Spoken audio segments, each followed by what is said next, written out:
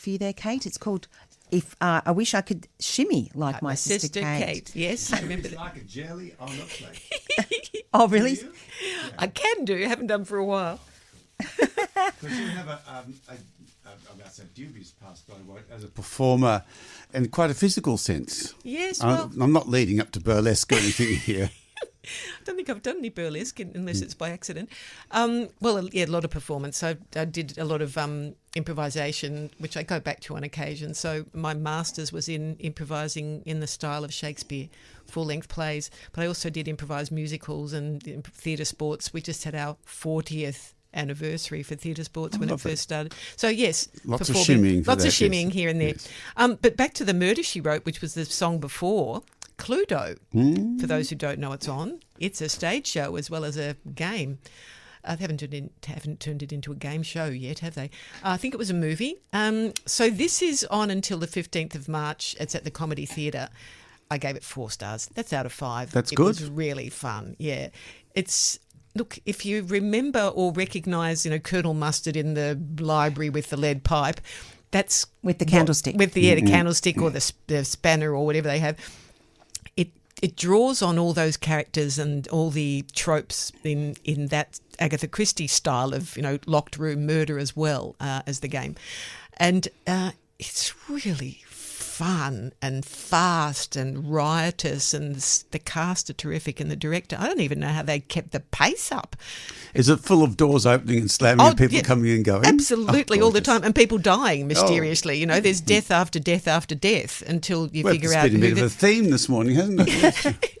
It's there's a.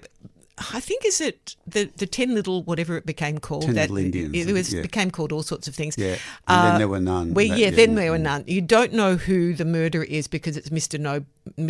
Know-how or you. What is he called? Something anonymous. This character's called Mr. Body. So he's the person who's invited them and he's not there. Anyway, all these people are obviously very naughty in their real lives. They've done something dreadful at some point and they come in and they're given the role of Miss Scarlet or Colonel Mustard. They are represented by their character names only on stage and they don't know who's doing the killing, but they've all got a reason to kill somebody. That's the sort of basis of it. But it is really funny. The dialogue is so fast, I started thinking, how are they keeping up that pace? And I've seen people go fast. My favourite, apart from everybody being wonderful, Grant Pirro as Wadsworth the butler. I think he has done it elsewhere prior to this. He does one of the funniest death scenes I've ever seen. He also does a replay of everything that's happened from the beginning of the story up until the point somewhere in Act 2. He just replays, blah, blah, blah, blah, blah. This is everything that happened. It is fast. really funny, like a race call. Impeccable comic timing.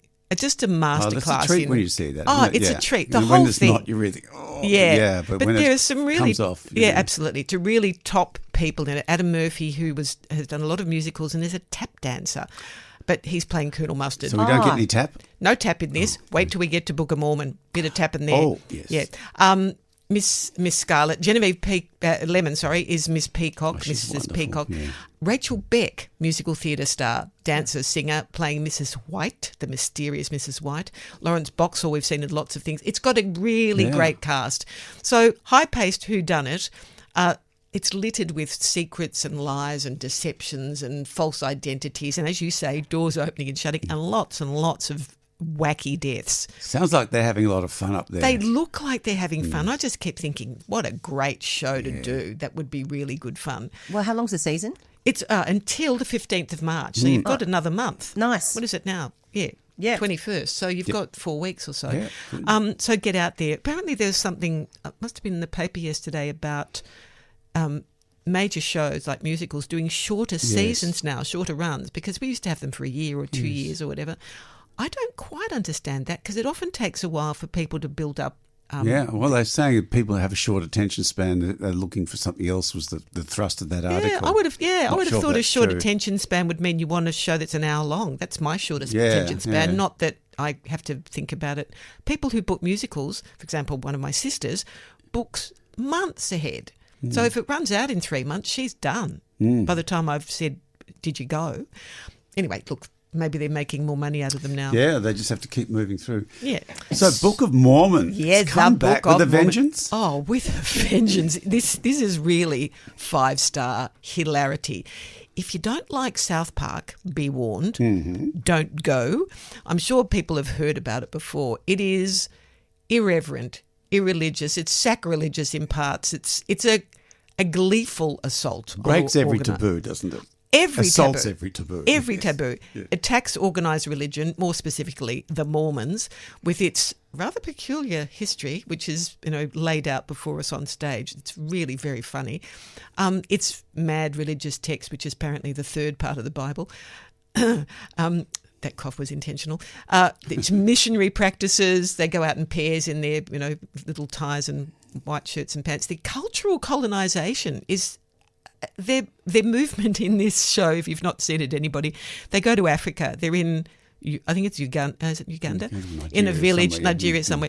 And sorry to generalise about Africa, but they are essentially saying, "Smiley, smiley, we can fix everything for you.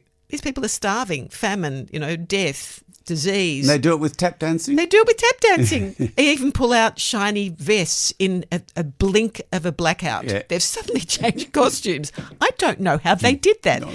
But these Mormons, the chorus of white-shirted, black-panted morons, I was going to say, excuse me. We're not trying to offend Mormons. Sorry, no, here. I just got tongue-tied. This is about the show. And their god, their prophet was called Moroni or something. They're relentlessly grinning. They are terminally perky and super camp. And the tap dancing and the teeth. My husband said to me, where did they get so many people guys who look so clean cut and Mormon-y and pretty? And I went, well, they've scrubbed them up and dressed them. And they probably started that way anyway. And they're dancers, They're pretty snappy. Good songs? Good songs. Well, Funny Phillipa, you and I songs. saw it first time round, did you? Yeah, I just remember back, everyone was horrified about the religious things. Look, it's deeply offensive. As you say, if you don't like South Park, no, don't go. Don't go. But then again, go along, be challenged. I think times have changed, though, because I just remember being, like, there was so much brouhaha about it. Yeah. And then the people making a big scene about leaving because they were so, Puffing off. The world has changed so much. There are since no then. demos out the front. And also it's not become tame. I can tell you it's not tame. Even for me, and I can tolerate a whole lot of, wacko South Park stuff, I kept saying, I can't believe they just said that. How did they sing that? Yeah. Why are they making these people say you these end up things? laughing despite yourself, don't you? Despite yourself, yes. absolutely. And relentlessly, I remember. Yeah. And you still do. Yes, and it's the cast, the two leads, the two complete odd couple, Elder Price, it's played by Sean Johnson. He's the sort of stitched up, arrogant, I know everything and I'm going to be the king of the kids, and he gets sent to Uganda when he thought he'd be in Orlando, going to Disney World. And this goofy, incompetent Elder Cunningham, who's played by Nick Cox, another tongue twister. Stark comic contrast and really cleverly done. And the fact that Elder Cunningham, the Nick Cox character, ends up just improvising an entirely new Book of Mormon to convince the Africans that God is on their side. We've got these terrific stories. One of the favourite moments is you might remember, they play out this fake history, his version of their Bible, in a sort of puppet play, which is offensive to the president of the Mormons in Africa. Anyway, so it is really fun. Any recollections of yours from when you saw it? Oh, I only know just that I laughed like a drain, and I think other reviews have said they've actually upped the ante a bit on it somehow this time around. So I couldn't remember whether I had responded differently, but I remember it being slick, tight. It's polished to such a sheen, as their smiles are. There's shiny white veneered teeth, and it's the Casey Nicolau, the American choreographer director, Broadway razzmatazz dance. It's how do you bring that into this sort of with an irony? It's an ironic tilt. Get along and see it. Look, please do yourself a favour. Shock yourself out of your whatever. Thanks, out Kate. of your socks, no problem. Thanks, Kate. And anything coming up that you're going to go and see?